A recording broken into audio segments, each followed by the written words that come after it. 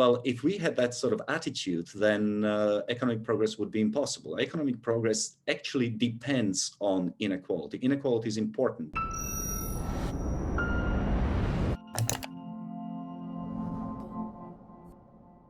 What is the state of the world at the moment? Is it progressing or is it going backwards? Well, Marian Tupy, who's the editor of humanprogress.org, believes that we've never had it so good. Marian is the author of 10 global trends that every smart person should know, and he joined the Center for Risk Analysis for a long conversation about the book. What follows is an extract from this conversation. Enjoy. Marian, welcome to the CRA channel. It'll be great if we could go through some of the themes of the book. Let's start first with income levels. What do you think is driving this increase in income? What are the misconceptions around poverty and wealth in our global society? Thank you very much for having me. Delighted to be with you. Well, the first thing to understand, I think, is that for most of human history, income per capita was around $2 per person per day. The reason why we are talking about absolute poverty and we measure it in $2 per person per day is because that is the subsistence level. If you are making or earning less than $2 per person per day, you're probably starving. And so $2 per person per day is the cutoff. That's the absolute level of poverty. And that's where human beings have been for thousands of years, really, as far back as we can tell, as far as back as we can estimate. And then something extraordinary happens in the late 1700s, early 1800s, with the arrival of the Industrial Revolution and what Deirdre McCloskey calls the Great Enrichment, where income per capita per person per day begins to increase. Today, globally, the average is $40 per person per day. It is about $160 in the United States. And if the current trends continue, then by 2100, the global average will be roughly where the American income per person per day is today. So the last 200 years are a fundamental break with history. It signifies the arrival of the modern era, the break with our agricultural past. And what happens is, of course, that there is the Industrial Revolution that takes place in Western Europe, then North America, and then around other parts of the world as well. So people leave farms, they leave the agricultural lifestyle where they were poor, and they move into the cities, into factories, and they become more productive, essentially. So if you think about the United States, for example, as far back as late as 1900, 40% of people worked in agriculture. Today, fewer than 2% of the people work in agriculture. And that doesn't mean that the 38% became unemployed.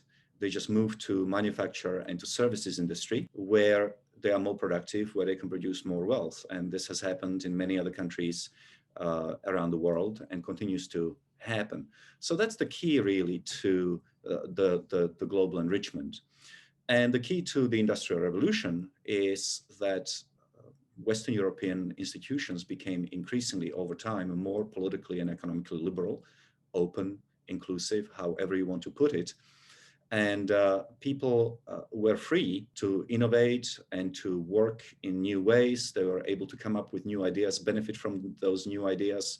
And we have experienced a lot of technological progress, which makes us more productive, and greater productivity is obviously mirrored in greater incomes. Enjoying our content? Click here to subscribe to the CRA channel for more insightful commentary every weekday morning. Going along with that is, of course, the massive decrease in absolute poverty. As I mentioned, it's about $2 per person per day. In 1800, 90% of people around the world lived on that level in absolute poverty. By 1980, that had dropped to about 40%. And between the start of the new millennium and 2020, that dropped to less than 10%. So in the last 20 years, we have seen the most dramatic decline in absolute poverty ever registered in the world. And that decline is accelerating, or had been accelerating until COVID. COVID is going to set us back. There is no way of getting around that. Absolute poverty is going to increase. Many other trends, including life expectancy, are going to become worse. And hopefully that's just a temporary blip, but COVID has obviously stopped many of these trends from continuing. We are going to see a bit of a retraction. But then, if the world continues to be, broadly speaking, at peace, if the world economy continues to be, broadly speaking, globalized, and people are free to participate in economic activity, then hopefully we can make up for the lost time. So, Marian, many commentators in public discourse at the moment will point to your argument and say, well, yes, poverty has declined, but inequality has mushroomed. And inequality is seen as a great threat to social stability and economic sustainability. What do you make of those arguments? Do you think that that is true, first of all? And is it as much of a risk as these commentators make it out to be?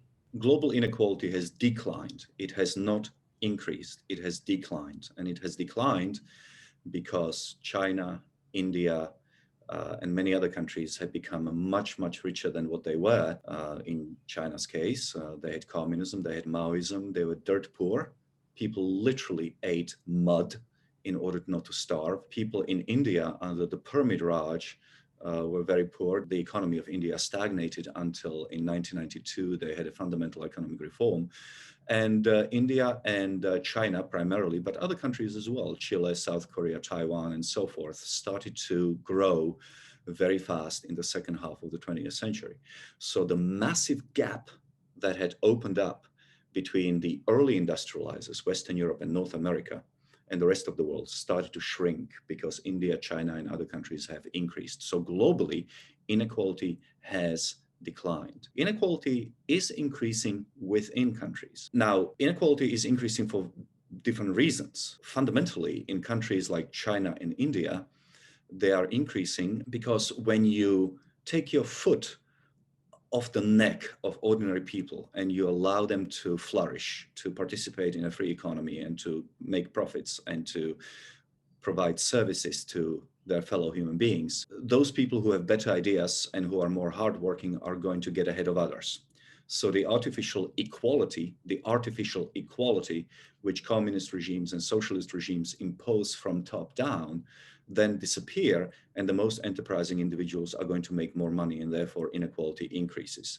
Now, inequality increases at different places at different pace. In some places it's not increasing, in other places it is increasing, but at different paces. And there are particular reasons in different countries why inequality is increasing, when it is increasing. And you have to look at those individually.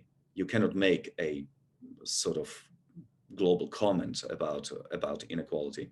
But so long as inequality is increasing due to people working harder or alternatively having better ideas, that's not a problem. I do not begrudge Jeff Bezos his $160 billion because he has created a company which is providing a tremendous service that I enjoy and participate in almost on a daily basis. I do not begrudge Steve Jobs that the fact that when he died, he was $7 billion rich, which increased inequality in the United States because he's created a product which, again, I use on hourly basis. So everything depends on why inequality increases. If you have a country where inequality increases because the ruling class, let's say the communist regime in North Korea, extracts wealth from slave labor, that is the wrong kind of inequality. But inequality is essentially a midwife of economic progress. Think about it this way. Let's say that we are all living in caves and somebody decides, well, I don't like this very much. I would rather build a house on a hill. And the rest of us would say, well, that's crazy. That's going to increase our inequality in standard of living. Well, if we had that sort of attitude, then economic progress would be impossible. Economic progress actually depends on inequality. Inequality is important because when somebody produces a better product or somebody produces a better production technology or new innovation, then the fact that as a result of that inequality, he or she become better off is also a signal to the rest of us that we should follow them in embracing better production processes or just a better standard, a better way of living that will produce those results. So Inequality in itself is a very difficult subject. It really differs across the world, and most importantly, the reasons for it differ. Inequality as such is not a problem so long as it is a result of productivity differences between people rather than extraction of resources from one group to another. Thanks very much for watching this discussion with Marian Tupy of humanprogress.org. If you enjoyed this analysis, you might want to check out Marian's book. Please also leave your thoughts in the comment section below. Do you think that the world is progressing or going backwards? If you enjoyed this conversation, you might like to watch some of the other videos in the series, which will be published on the channel in the coming days. My name is David Ansara. This is the Center for Risk Analysis. Until next time, take care.